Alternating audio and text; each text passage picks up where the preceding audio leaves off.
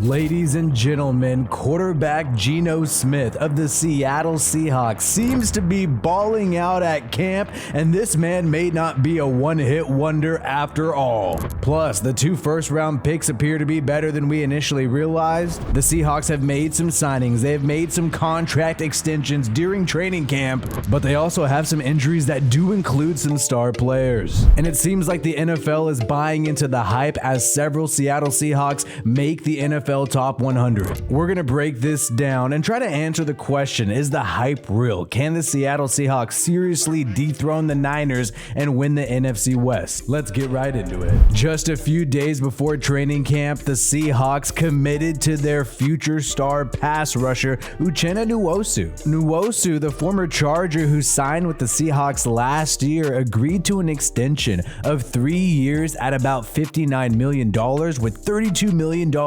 guaranteed, and he's coming off a career year where he had 9.5 sacks last year. And this is big news because they previously only had him on a 2-year contract with about $10 million guaranteed, and now he's going to pair with Taylor Mafe, the 2 second-round picks, and this is going to be the pass rushing group for the Seattle Seahawks. And they'll also see if Hall, the new second-round pick in 2023, can also help them out. And we know cornerback Tariq Woolen was a sleeper draft pick last year, selected in the 5th round, just like another Seattle Seahawks corner that was selected in the 5th round many years ago, Richard Sherman. Well, Tariq Woolen seems to be following that legacy, and he has made the NFL Top 100. The man is coming in at number 76, the 76th best player in the NFL after just 1 season last year. Very impressive. But what is not impressive is Tariq Woolen's taste in food, and you have him on Instagram eating this sugar with rice. Mama raised me right. I don't know, Woolen, that might be high on the glycemic index.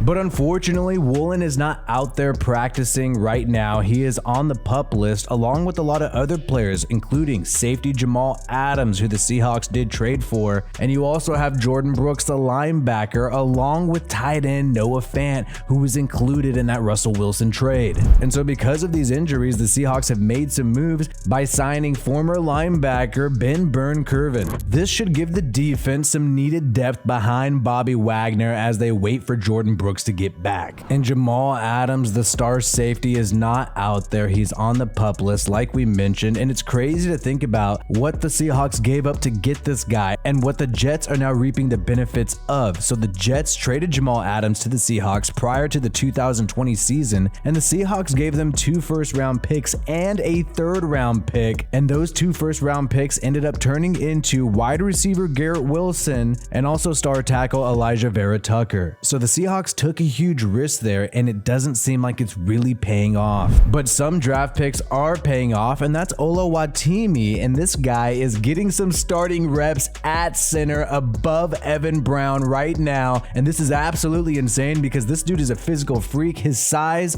is massive, and he was a 5th-round pick, so this could end up being another late-round pick that pays off for Seattle. And we have more Seahawks making the top 100 along with Tariq Woolen, and that is none other than Bobby Wagner, who left for the Rams for a little while and is coming back to Seattle. And it just shows how maintaining those relationships are so important with players. Even though they go elsewhere, they end up coming back and seriously contributing. And one man who seriously contributes but did not get praise in the NFL Top 100 is DK Mother effing Metcalf. Absolutely insane that he just missed the NFL Top 100. He actually was number 101. So Metcalf still has a lot to prove among his peers, even though he's produced the numbers at a high level. I actually feel like this guy is getting disrespected. And the 1st-round draft picks are all finally locked in, ready to go. We now have Devin Witherspoon, who had missed training camp for a few days. He was holding out with his contract. A deal had not gotten done yet. He was the last player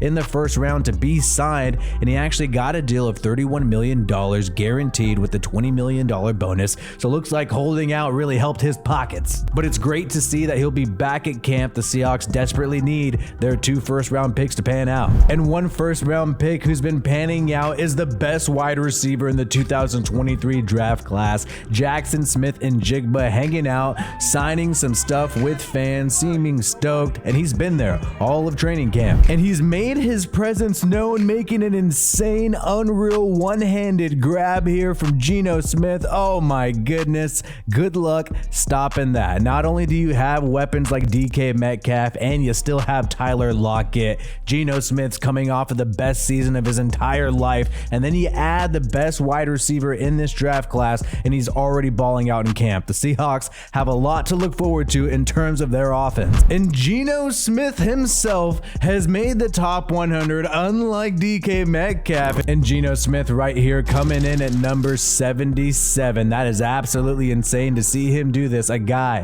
who is a long-term veteran, never really panning out, never really balling out, and then finally showing that maybe he had that talent there and there's just different situations and organizations holding him back. And maybe all these years as an NFL vet actually ended up helping him out. And I really like the Geno Smith story because it just shows that you should not give up on veteran players. And it sends a really good message to the rest of the league that you should give some other people a shot, even if they're not young anymore. And we talked about Seattle losing a couple first rounders in the Jamal Adams trade back in 2020. Well, the fact that they've been able to find a diamond in the rough like Geno Smith, it makes that not sting that badly because they did not have to use a first round pick on a quarterback and they were able to grab all this talent. And the Seahawks have decided to go all in on Geno Smith. They could have selected a quarterback in last year's draft. Instead, they grabbed the best wide receiver in the draft and the best corner in the draft. And they're basically saying, hey, Geno Smith, we believe in you. We believe you can get it done. We believe if we just get more weapons around you, that's how we can have a monster offense. And think about Seattle last year. What was actually the biggest problem on the offense? It was the offensive line. It was the fact that they were starting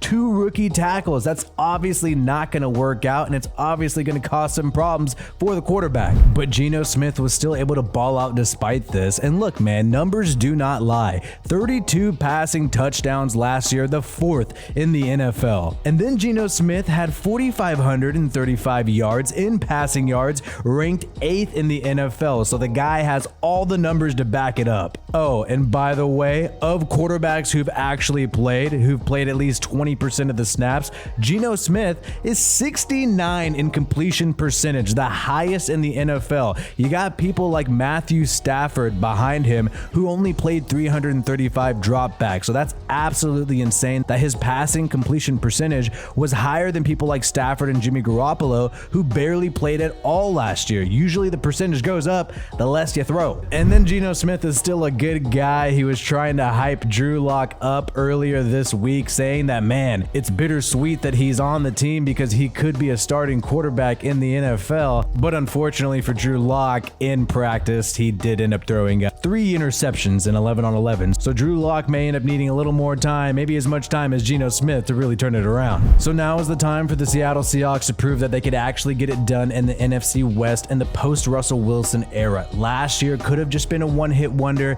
Geno Smith could have just surprised people and gotten lucky, but they doubled down, invested in this guy, tried to solidify the defense a little bit. And now there's an opportunity right in front of them with the Niners having their issues with Bosa holding out, along with Trey Lance not exactly working out and Brock Purdy not being 100%. The time is now for the Seattle Seahawks to win the division. We'll see if it happens. Let me know in the comments below if you think it will happen for the Seahawks this year. And if you want me to cover any other team, maybe your favorite team, comment that team's name below and let me know. My name is WiFiWillie. Peace out, and I hope you have a good one.